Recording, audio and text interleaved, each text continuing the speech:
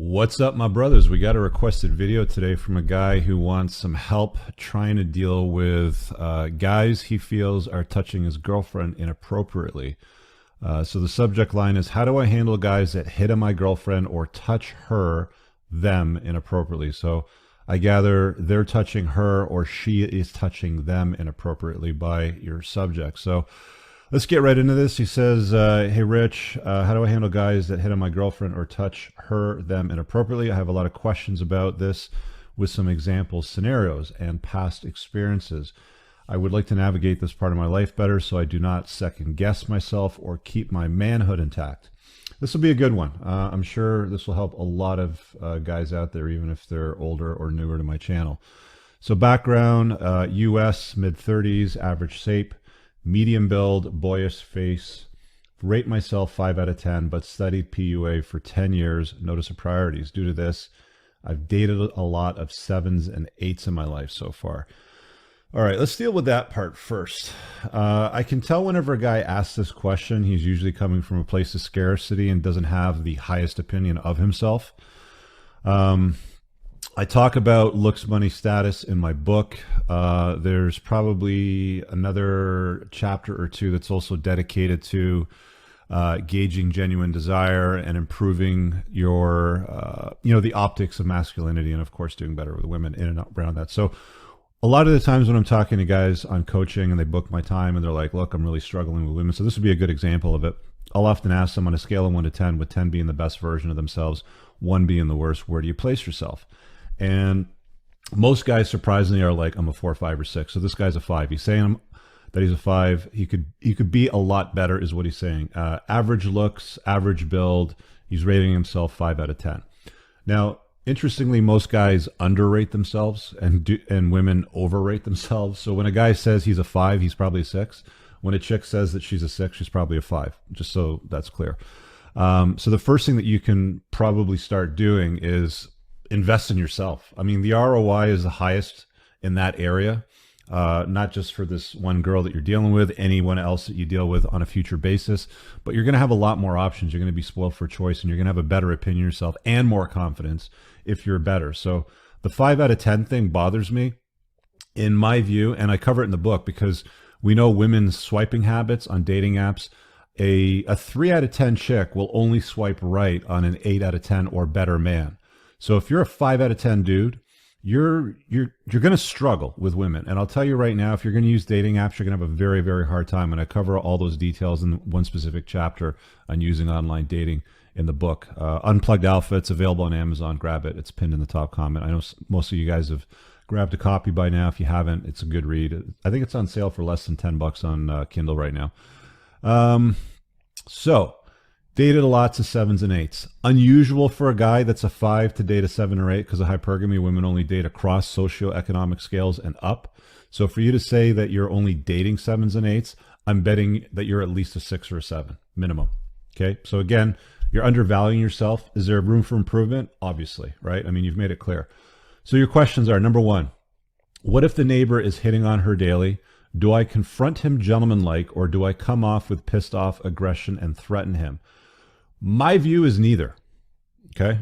Your woman's going to get hit on. If your woman's hot, she's going to get hit on regardless. If she's going to the gas station, she's going to the grocery store, library, whatever, the gym, yoga studio, guys will hit on her. So whether it's your neighbor or some random dude at the gas station you don't know about, it's just that you know her neighbor's doing it, so it's pissing you off.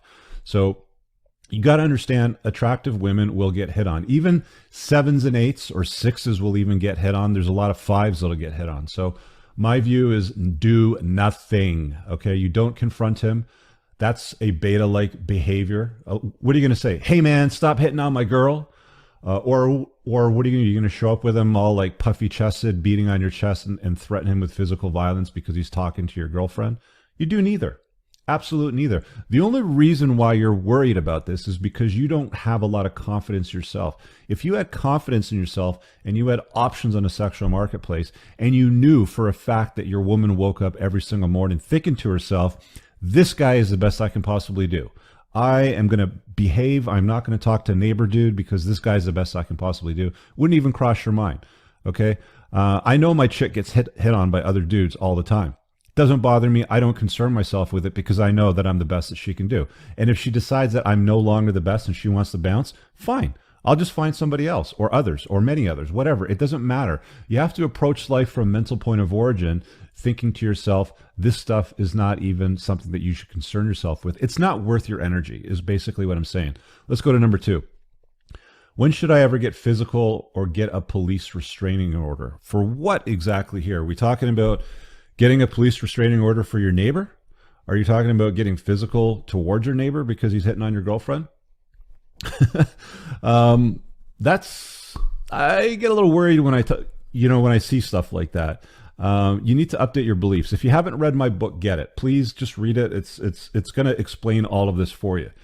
Number 3, it says, in the past, men have laughed at me when not taking my aggression or threats seriously. Okay. Interesting. This probably made myself look weaker and emboldened them to continue. What do I do about that? Lift heavy weight. Yeah, dude. Masculine male frame is what you need. You linked below to your LinkedIn, not to any other social media. So I can only judge your looks by like shoulder height above. And I know, I mean, your name's obviously not mentioned, so I can say this based on the image that I saw. I know that you're not a strong looking masculine dude. You're in a field in medicine that's mostly female dominated. From what I can gather from my own experiences whenever I've crossed paths with people in that space. So this, like all the stuff you're talking about here with aggression and threats and, calling the police and restraining orders, my view is you don't care about any of that stuff when you're making yourself your own mental point of origin, when you are the best version of yourself, when you've got a masculine, strong male frame with a nice V-taper. You don't need to be a bodybuilder covered in, slabs of muscle. And don't be a scrawny guy that looks like they do endurance running for 50 miles at a time. Think of a swimmer's body, okay, like Michael Phelps. That's what you want to develop. So if you're not going to the gym and lifting weights, if you're not engaged in something at a jiu-jitsu dojo, Krav Maga dojo, boxing dojo, something where you can learn striking skills, the ability for, the capacity for violence. See, women love men that are civil with a capacity for violence. Okay, so let me explain it to you. Your woman would appreciate you more if you could have the capacity for lethality, but do not rely upon it. You only rely upon it when it comes to something for self-defense, to protect her or your family. The zombie apocalypse comes. You get the idea, right? Obviously, I'm kind of running up the flagpole a little bit. But all of this stuff over here, you're leaning into a very beta, weakened, scarcity sort of mindset, and that's not the right way to go about it. So all 3 of these here, I don't have a very good amount of feedback for you on that one. But let's carry on because you got a few more questions. So number 4, how do I handle a waiter or a random comment that hits on my girlfriend when I'm out on a date with her? Dude, I'm guessing you don't have a very high notch count or a lot of experience with women, the way that you're asking these questions, because again, your chick's going to get hit on if she's even remotely attractive. Fives get hit on. Okay. If the waiter or a random comment from a guy that's like, hey, your girlfriend looks beautiful today, then your response should be, yeah, she's lucky to have me. Not, how do I respond? Do I get a police restraining order? How do I deal with a neighbor or any of that shit? The waiter hits on your girlfriend. The doctor hits on your girlfriend at the medical facility. The receptionist hits on your girlfriend. The guy at the gas station, whatever. Anybody hits on your girlfriend, you're like, oh, she looks beautiful today, or Bill, your girlfriend looks hot in that outfit or whatever. She's so pretty, you're lucky to whatever. It's like, no, she's lucky to have me. Okay. That's the approach that you should take. And that's the response that you should take towards it. I guess if someone grabbed her bum at the bar and she told me, it is my duty to go up to him and punch him in the face. No. First of all, what is she doing in a bar if you're in a relationship with this chick? Like, girlfriends with boyfriends don't go out to nightclubs and bars. Okay. I cover this in my book again. Please read my book, Unplugged Alpha, Amazon, dig through it. This is not something that should be happening. Women that are going to bars and nightclubs when they're in a relationship with a guy are actively marketing themselves to other dudes. It's not something that you should permit. And it's not something you go into a beta space. It's like, you're not allowed to go out anywhere with that, or nothing like that. It's like, you just straight up tell her, like, girlfriends with boyfriends don't go out to nightclubs and bars. And if she continues to go out, then she's basically told you that she wants to market herself to other dudes. That means you go out, start spinning some plates. Okay. It's as simple as that. You don't go into like this scarcity sort of weaky mindset where you're like, how do I handle that? Do I punch him in the face? Any of that stuff. You're basically going about it from the wrong angle in almost all these questions so far. Number 5, what about a man that physically touches her at work? Okay, are we talking about, she's sitting down and guy comes around behind her and says, hey, Jill, I want to talk to you about, the WMIS report and your Excel spreadsheet and all that sort of thing. Come see me in my office when we're done. Fine, whatever. But if Kevin from sales is trying to bend her over her desk after work and have his way with her, then yeah, you got a problem, right? I mean, you got more than a problem then, obviously, right? So again, this stuff should not be bothering you if you're the highest value, the best version of yourself. What about a guy that physically beat him up or go to HR and get him fired? What are we talking about here? Like, do you work with this chick? Are you talking about going to the HR department and saying, Bill touched Jill's shoulder, you should fire him? Wrong way to go about it, dude. This is beta scarcity mindset. Unplug from this crap. I guess it depends on where he touches her. In the past, it ranged from unwarranted hair playing, back caresses, weird hugs, kiss grab, to an ass grab. I know something like showing up at her job would embarrass a woman. I get the feeling this chick's banging somebody else already. I get the feeling that you're beta bucks and she's got an alpha seed somewhere else. And you're really worried about all this stuff because your spidey senses are tingling. Your ROI here is not on beating guys up, going to HR, filing police restraining orders, going to the neighbors. Your ROI is on unplugging from the bullcrap lies that you've been told your entire life and plugging into some uncomfortable truths about attraction, arousal, and desire. And the biggest problem that you have is that you're weighing yourself low on the sexual marketplace value scale simply because you have a lot of room for improvement. But I'm not sure why you don't want to do that work, right? Number 6, should I stay with a woman that lets herself get sexually assaulted and she does and says nothing because she is too afraid? Is that worth the stress? I know men who are dominant initiate physical touch for rapport. Should I stay with a woman that lets herself? Why would she let herself get sexually assaulted? I'm not clear on that. Why would she let that happen? If she's letting it happen, it's because she wants it to happen. Okay, so her actions speak louder than her words. If she's like, I got sexually assaulted and I let it happen, but what was I supposed to do? What she's really saying is that she liked it and she didn't stop it and she's not going to complain or file a police report. Dude, like all of these questions here are just echoing the exact same thing to me, man. I imagine with any physicality, I could end up getting arrested and losing my average shitty job. Well, that's another problem for you. Okay. Hypergamy dates across and up on the socioeconomic scale. This is going to, of course, be another problem for you. Make money, make muscles, make bank. You have to have some kind of purpose as a guy. You don't have enough going on in your head keeping you busy putting a dent in the universe, which is why you're worrying about these small trivial things with this one chick. Or chances of future employment. I do plan on enrolling in a Wing Chun soon.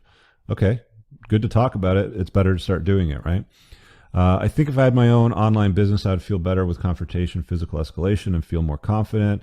I do not have to worry about a criminal record then. I know, well, you don't want a criminal record, period, dude. Like, even if you have the ability for lethality, for violence, it's not something that you rely upon unless it's last resort. Okay? You're completely misunderstanding the point of violence. Having the capacity for violence is a last resort. It is a legitimate response when needed and when called upon, but not for anything that you've described here, right? A guy that's got lots of women spinning plates, has lots of options on the sexual marketplace, does not ask any of these questions at all. I never want to look like a coward and not protect, stand up for my woman or woman that I love. Spin dem plates. Thank you. All right. Well, my friend, I've covered a lot in this video, and you do have a very strong scarcity mindset. You are plugged into comforting lies and beta conditioning that is not serving you.